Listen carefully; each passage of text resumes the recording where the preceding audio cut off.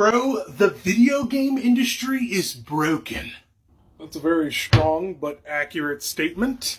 What made you come to that conclusion?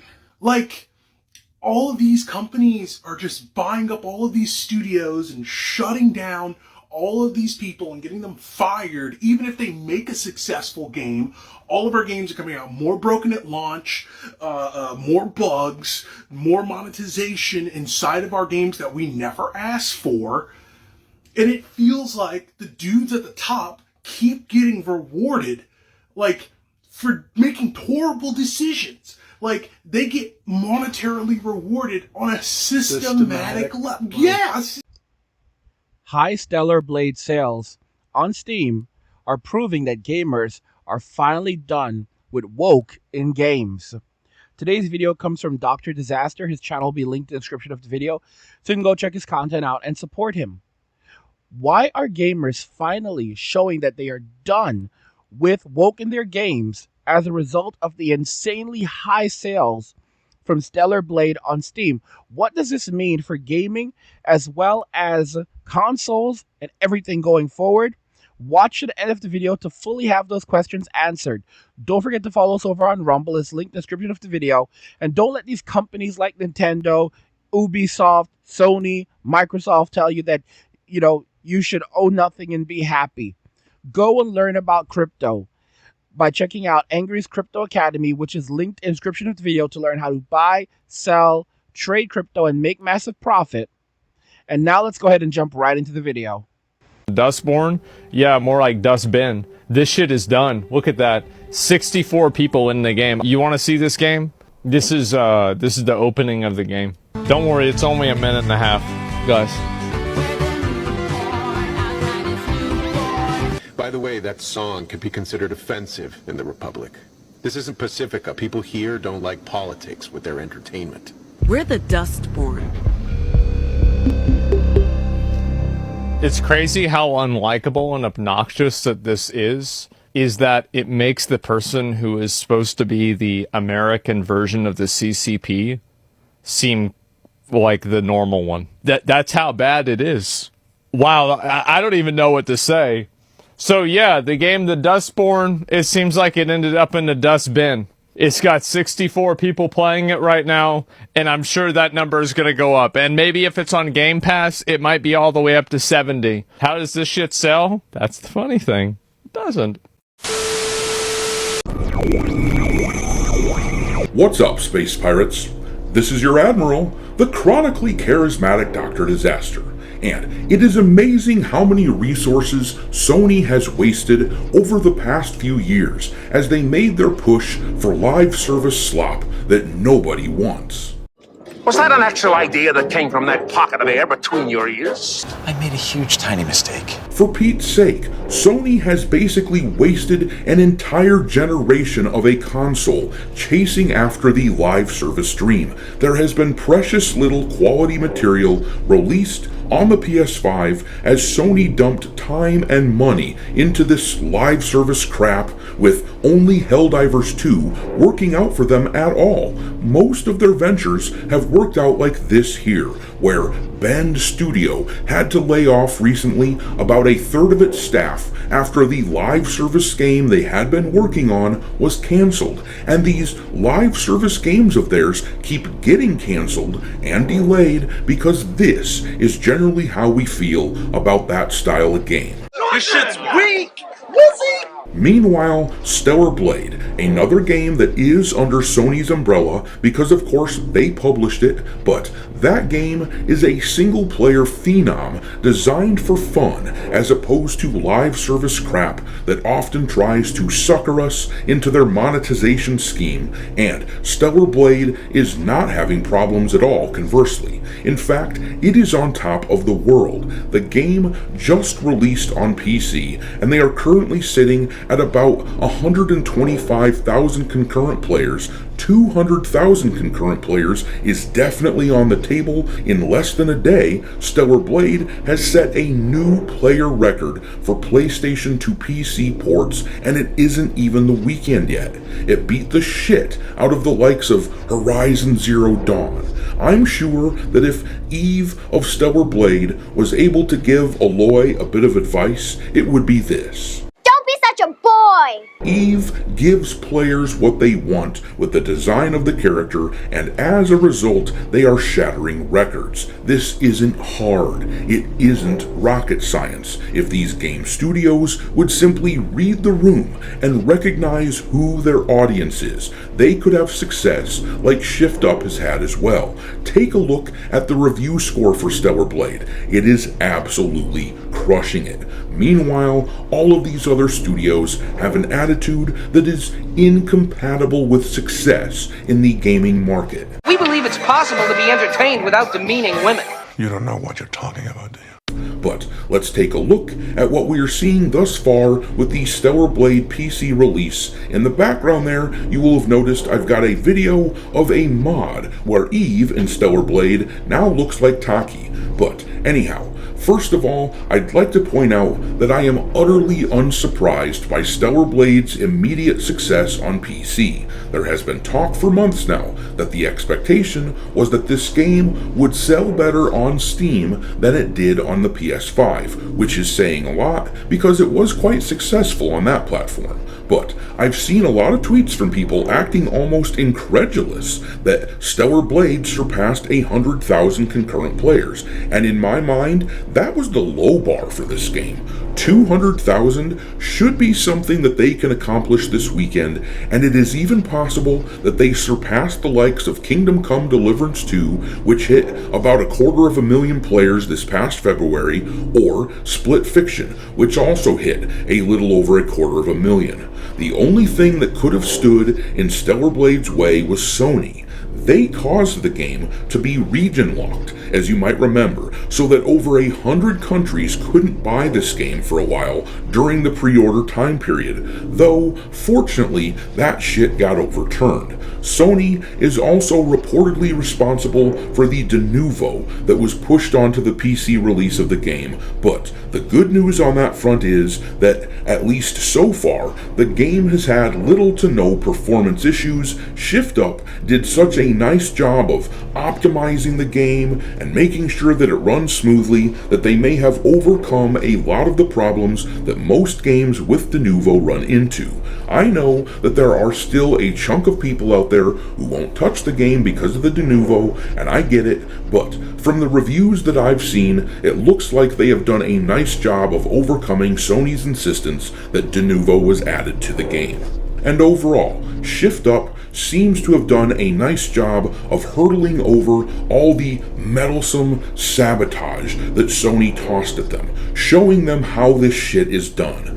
Look at this here. This article is from The Gamer. Stellar Blade has already outperformed every other PlayStation PC port in less than 24 hours. And then, in the article it says, 7 hours after the port launched, 99,980 players were playing Stellar Blade on Steam at the same time, according to SteamDB. That number has been sustained for 4 hours and counting, as, at the time of typing this, there are currently more than 98,000 of you still playing. The game will almost certainly sail past 100,000 concurrent players later this week and over the weekend, but even without that milestone, it is already sitting atop the PlayStation PC port concurrent player count mountain. And I mean, guys, this is one of the most important things to notice. Gamers are done with woke. They are done with that crap. They're rejecting it. They have rejected it, and they are 100% moving on. You're seeing port after port, game after game that has woke garbage in it failing. And now games are coming out that actually meet the demands of the players, create the games and the experiences that people actually want. I actually picked up Stellar Blade, like, I don't know if it was a month ago or a minute ago. I pre-purchased the game, and the reason why I pre-purchased the game was because I wanted all of the really cool costumes. There were some really cool costumes. I think like some of them, or at least one of them, was like two of them you could only get like at the time when you purchased the game, like pre-purchasing the game. And if you didn't pre-purchase it, you were basically screwed. So I made sure to go and purchase it. I picked up I think the version that I got was, I'll double check, I think it was $89.99. How much was it? It was $79.99, which is a great, I don't like to pay $90 for a game. but it was $79.99. And I don't think this was unfair. The base version of the game was $59.99, which is pretty much what is normal. I think for a AAA game, that is fair of this caliber. And then I wanted all of the extra stuff. So the complete edition with all of the additional costumes and everything else. But even if I had just picked up the base edition, the base version of the game, it would have been perfectly fine for me because I would have gotten the full Stellar Blade experience. I would not have missed anything out like levels and so forth. So they did 100% an amazing job on this game, and then for that extra money I got tons and tons of additional content like the Stellar Blade Deluxe Pack, enhance your mission, reclaim Earth for humankind with Stellar Blade Deluxe Pack featuring extra in-game bonus content, basically just cosmetic stuff. I mean, it was just there's a lot that I got. It included the Nier Automata costume, all of that stuff. So that was really that's how you do add-ons. That's how you do DLC. That's how you provide additional value, and that's how you create a proper deluxe version or complete edition. Forget about deluxe version, complete edition that includes everything. So I really like that. And I basically think that it's not even just like the beginning of the end. It's kind of like very much the end. Like, gamers are done with this crap. Gamers are sick and tired of the woke BS being stuffed down their throats, the gaming media pandering to this garbage because they're getting kickbacks.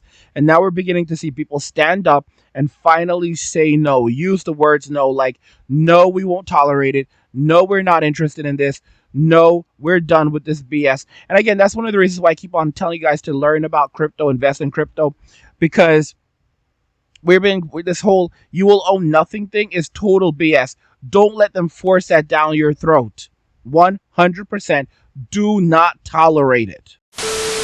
Hey guys, in a world pushing you to own nothing and be happy, crypto is your key to survival. Join Angry's Crypto Academy to master buying, selling, and trading crypto. Make huge profits and safeguard your wealth. Plus, discover the one crypto virtually no one is talking about, poised to create new millionaires in the upcoming bull run. The link is in the description of the video below. Go check it out now. Without that milestone, it is already sitting atop the PlayStation PC port concurrent player count mountain. With just shy of 100,000 players, Stellar Blade has taken just 7 hours to surpass every other PlayStation port's peak player count. Ghost of Tsushima was the previous record holder, topping out at 77,000 players. God of War also did pretty well, maxing out at 73,000, and right behind it was Marvel Spider-Man with 66,000 players. So yeah, this game is showing us precisely what gamers want, though, ironically, a media outlet like this one, called The Gamer, still hasn't taken the message. If we scroll down past what we just read, this is the subheader, and look at what it says here. Finally, a PlayStation PC port that people actually seem to like. Some of you like it for the wrong reasons, but PlayStation will take the win. It's incredible how out of touch these people in game journalism insist on being. On the one hand, they are forced to admit that Stellar Blade is extraordinarily successful, but on the other hand, they throw out their judgmental overtones, saying that we like it, that gamers like this game for the wrong reasons. One of the hard things to really accept, especially as men, is that we live in an era where they want to police everything that we say, everything that we do, and especially what we are allowed to think. It's the honest to goodness truth. They don't want us to be happy. They don't want us to have peace. They want us to be in a constant state of turmoil and chaos, because that's how they control us. It's like when you look at WAR, when you look at how they operate during WAR, if you're a POW, right? And you're in a situation like that, they deliberately keep you tired. They barely allow you to sleep. They're constantly moving you around. They're constantly antagonizing you, asking you the same questions over and over and over. They know that you don't know the answer. They know everything. So why are they doing it? They're doing it to keep you tired. They're doing it to demoralize you. They're doing it to break you and keep you broken. That's the reason why they're doing it. They do just enough to keep you alive because you're basically used as a bargaining chip and no more. That is how they feel about men. They do not like us. And that's the reason why they put all of the slop in the games and so many modern titles. And that's the reason why they attack us, saying that you like it for the wrong reasons, because the male gaze is so bad. They want to control what we think. They want to control how we feel. They do not like us. We live in a society that absolutely despises us and wishes we were not even here. They only want our attention, our time, our money, but they do not like us as a whole. But it doesn't matter because men are tired. Society is tired. And of course, there are a lot of women who are also tired of the BS as well. Because most women who play games, they don't want to play games that are woke. They want to play games that have handsome, strong men and beautiful women. And now we're beginning to see that the pushback is real as so many studios are shutting down, as so many gaming studios are beginning to fail because of the woke garbage that they've pushed in their games for so long. And people are literally at the point where they're saying, yeah, you know what? Hashtag no more. Hashtag miss me with that. Hashtag I'm done. So there's a woman in this app who basically asked the question, when did female protagonists became woke, right? I'm not going to say who she is because I'm pretty sure y'all know who she is. This was a response to the Witcher 4, the intergalactic game with the bald-headed woman and everything from Neil Druckmann and people. And she was just simply asking men question when it became uncool to not like female protagonists, basically. She makes a series of videos responding to a lot of men out there with projected hate based on their projected hate, and it's just an ongoing slot of just back and forth that's just not healthy for the conversations, right? My dumbass did this thing where I actually did some research, and I'm trying to uncover why did things turn out the way it did? Why did things become considered woke the way it is? And I started bringing up a woman who goes by the name of Anita Sarkeesian. There was a one point in time back in 10 years ago where she had this feminist podcast or whatever, and she was pointing out all the tropes that happened in the video games and whatnot. From my understanding, she was calling out the tropes and everything that happened in video games regarding women who were designed by male developers at the time period. She was just trying to do her part to explain cultures and whatnot and how men portray women in video games wasn't always favorable, to say the least. She gets harassed by a lot of guys online for their own reasons. I'm not going to get into it. And then the guy who was making the game, Neil Druckmann, was inspired, if not acquainted with her over time. Like he started to adapt some of the things that she was saying in her journalistic report into his own video game, sort of say. And one of the things you have to just realize when you see videos from people like this individual is that there's a thing called controlled opposition.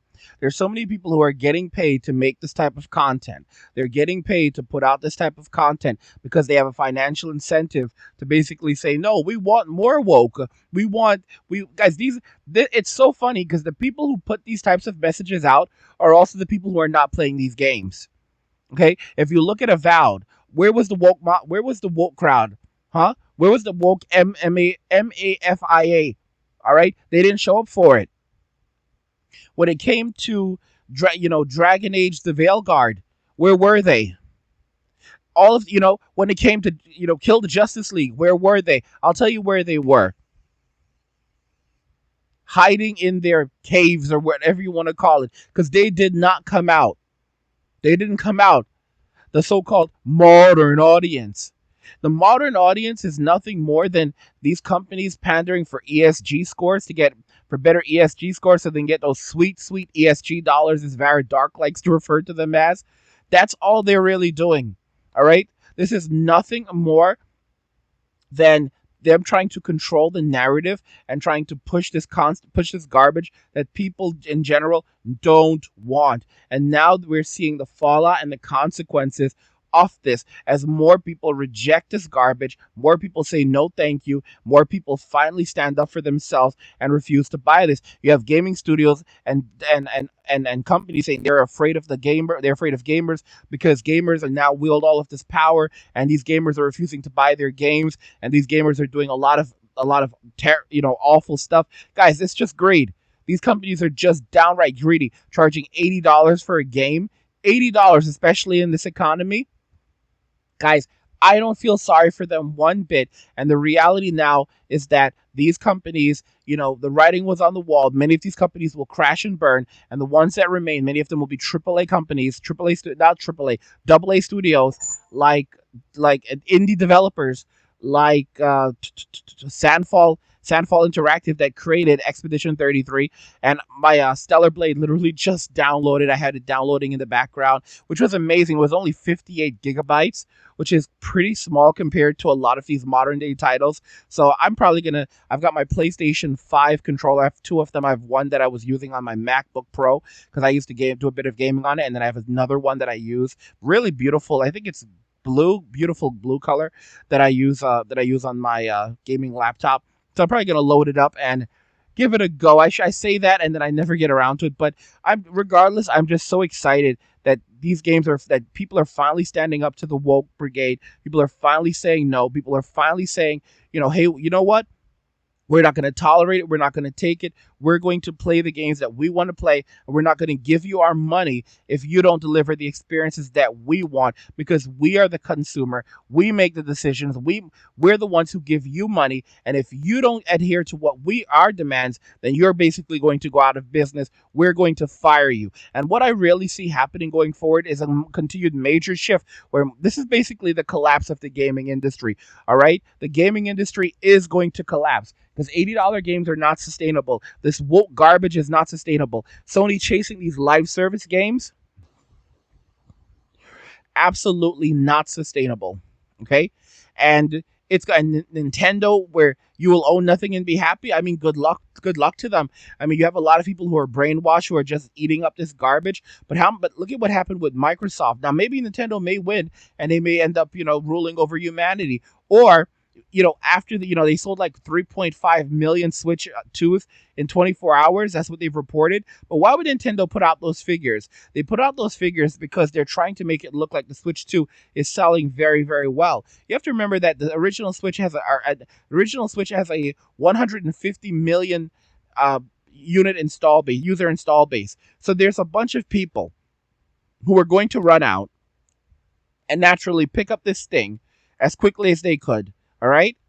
And then, of course, there's a bunch of these devices that are just sitting in warehouses. And then now Nintendo is just going to do the whole trickle thing where they're basically going to trickle, because they shipped a stockpile of them to the U.S. There's millions and millions of them sitting in warehouses in the U.S. And they're just going to just trickle in a little bit here and try to use that to get people to buy them, like, oh my gosh, I want one. And then they keep on doing that to make it look like there's all of this demand for the Switch 2 that there really isn't.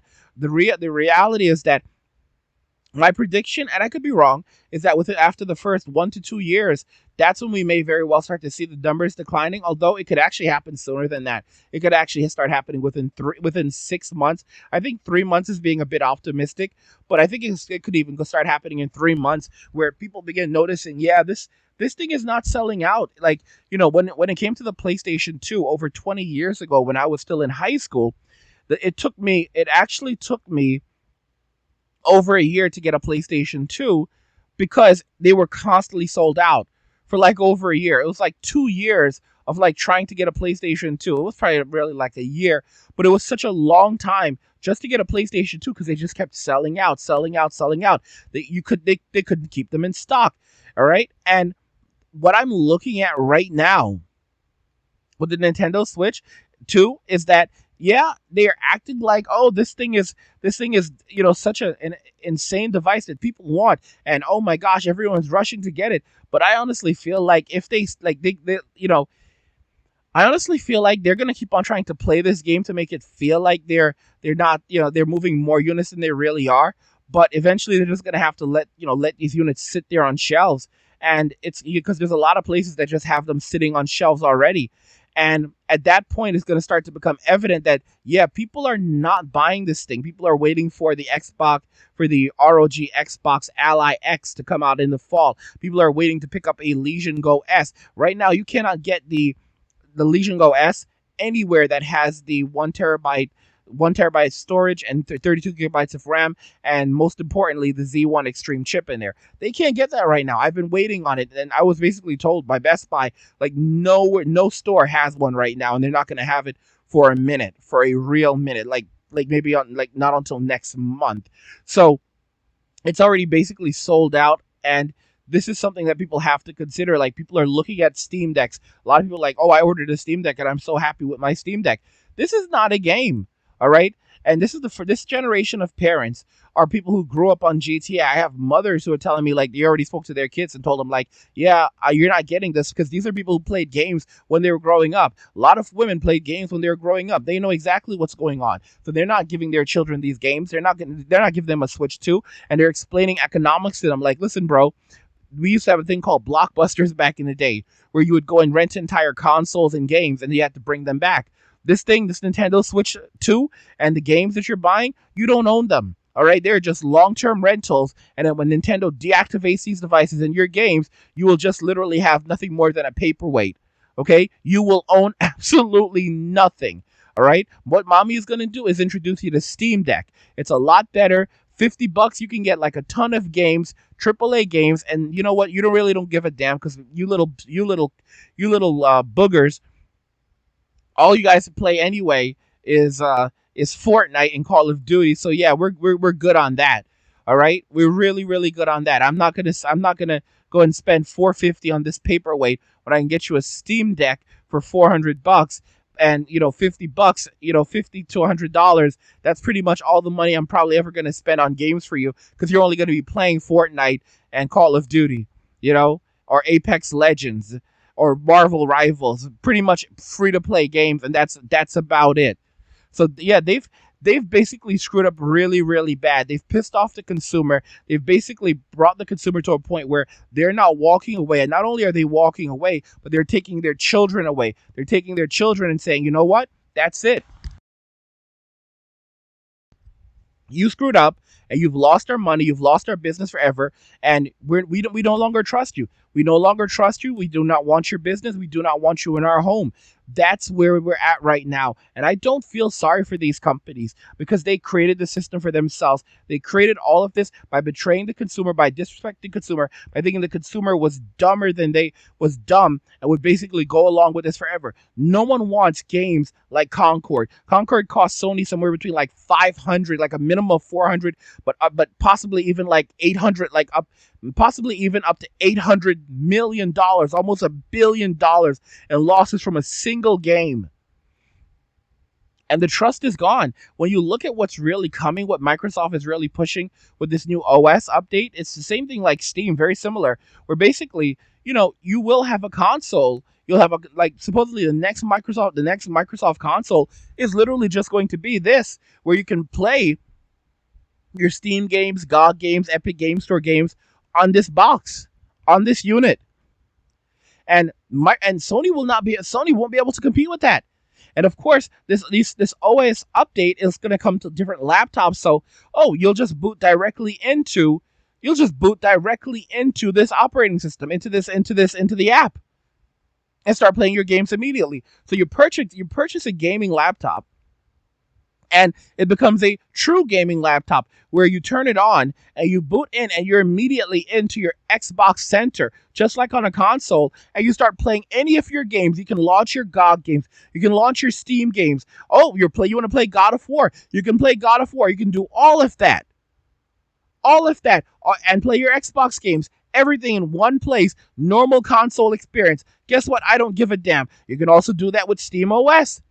And these things are going to be available across all of these things, so all of these different devices. Don't be surprised when there are multiple Xbox consoles in the next generation, because that's really where it's going. Multiple Xbox consoles made by different manufacturers who are running this new version of Windows that have the Xbox interface front and center, where you boot directly into it. Don't be surprised when the SteamOS consoles finally arrive again, and you boot directly into SteamOS, and boom, you're playing your games, full console experience. Okay, and you can still access GOG and all the others. So basically, now you have Microsoft and Valve competing with one another, but Valve doesn't really care, because one way or another, you're getting access to Steam. Now, do I trust Microsoft entirely? No, but it's still technically Windows. So I honestly believe that this is like it's the best you're going to get. And then in terms of Sony, why would I buy a PlayStation? I mean, outside of the optimization, yeah, I can play all of my games. I can play the Xbox games. I can play my Steam games. I can play my GOG games. I can play my Epic Game Store games. I can play my homebrew games. I can play my emulated games. I can play my Switch games that I own legally. I can play all of my games on my gaming PC, my gaming laptop, my whatever, my gaming handheld. I don't have to put up with any of the other BS. I have multiple ecosystems to choose from. And if I want to play Game Pass, I can also play Game Pass. I personally don't use it. I don't really trust. I don't really like it because I think it's bad for the overall gaming ecosystem. But ultimately, I have many choices. Why am I going to stick to PlayStation? PlayStation either needs to get on board or become a platform. All right? Become a platform that that adopts a similar approach. And then Nintendo, hopefully this will be the last generation for Nintendo, and they will do what Sega did and just become a publisher and go sell merch. But guys, these high Stellar Blade sales just really show us that woke is dying. People are rejecting it, and this is an incredible situation and outcome. Let me know your thoughts. We'll talk about it in the comments. Like the video if you like it. Don't forget to subscribe, and if you like the video, share the video, and just remember that all roads lead to MWA, and walking away. And cheers. Nothing says you care like crypto. Nothing can compare. Nothing says you care like crypto. Oh, nothing can compare to crypto.